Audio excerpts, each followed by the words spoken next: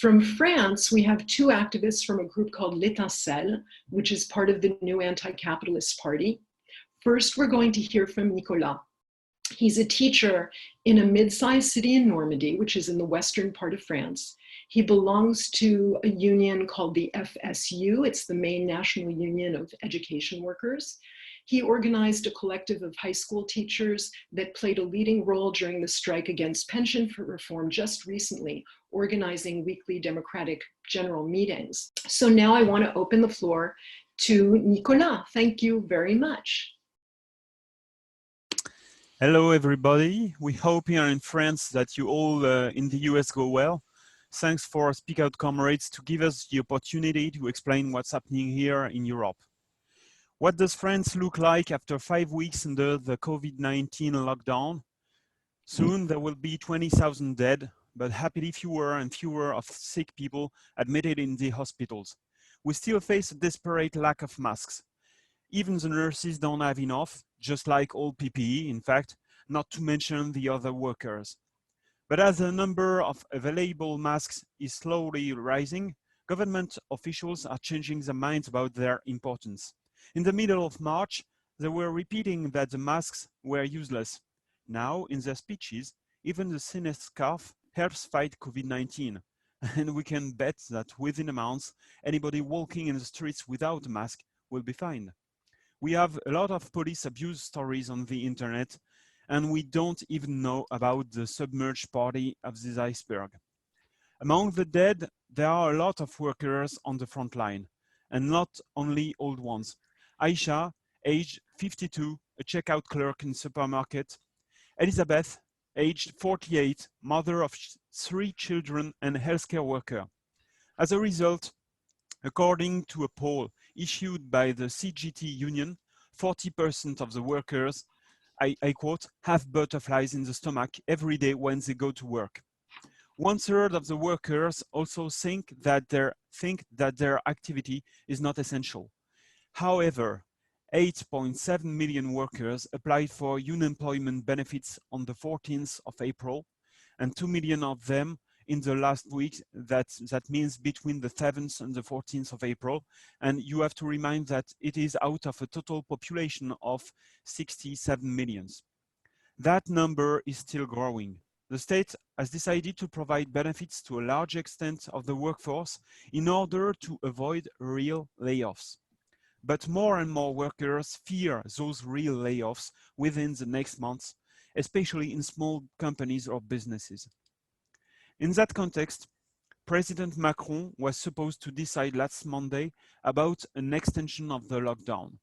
The media was betting, some until end of May, the others the middle of June. But during the weekend, and again a few hours before the official speech, the leader of the bosses, Geoffroy Roux de Bézieux, a former branch director of the Peugeot Citroën car company, had a long conversation with Macron. And the decision of Macron was released. Schools are supposed to reopen on Monday, the 11th of May. In the country, almost everybody grasps the message. Let's send kids back to schools. So the parents don't have any apology to stay home and will feel free, so to say, to go back to work. Most of the teachers haven't reacted yet. They simply think that Macron's decision will be cancelled, as a lot of others have been. When it becomes obvious, it's not possible to take students in small rooms with the near certainty of a spread of the virus. Lots of teachers have already written collective letters to the minister to protest. They publish online petitions, talk about organizing collective right to withdraw.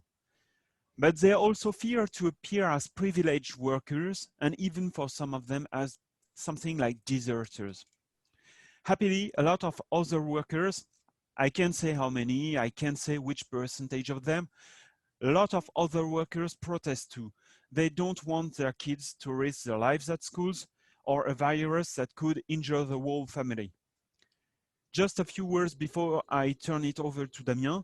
He will tell you more about those reactions among rank and file workers since the beginning of the lockdown and why we think there are reasons to hope there will be a backlash when the lockdown is over. Of course, we have no certainty about it, but the government seems uncomfortable. A news report tells that in at least 3 cities, policemen have rung the doorbell of some flats whose tenants had stuck anti-governmental posters or banners in their windows. The cops asked for their removal under the threat of a fine or a suit. Thank you, Nicolas. So next to join us is Damien, who's a railroad worker in Lille. That's one of the biggest cities in the northern part of France, and he belongs to the main union of railroad workers. The railroad is called the SNCF, and he's in the union called the CGT, and he played a key role in organizing the last strike of his co-workers against pension reform through a strike committee. So thank you for joining us, Damien. Thanks to you. Hello, everybody. So I'll try my best to speak in English, and I'm sorry for my accent, and I hope that everybody will understand. So as Nicolas said, the national unity promoted by Macron has had an echo among certain layers of the population, but mostly among the leadership of the political left and the unions. In the parliament, it's a whole political class, from the far right to the Communist Party and Mélenchon's Unsubmitted France movement, that voted all together as one for billions of euros of subsidies for the big companies. Among the unions, some said we had, I quote, to put the class struggle aside, and that, I quote again, we are all at war against the virus, not against our bosses or the government.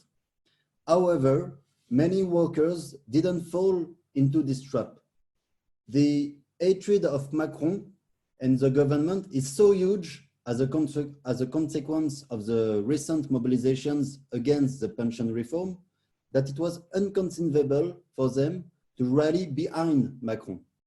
In the workplaces, there have been big reactions to protect oneself, save one's life and health, and impose elementary sanitary measures in the workplaces. To explain a little bit about that, the most massive form of protest in the workplaces involved what we call the right to withdraw. It's a right registered in the labor law that allows workers to withdraw from their workstation when they feel endangered for reasons of safety, hygiene, or any conditions of work.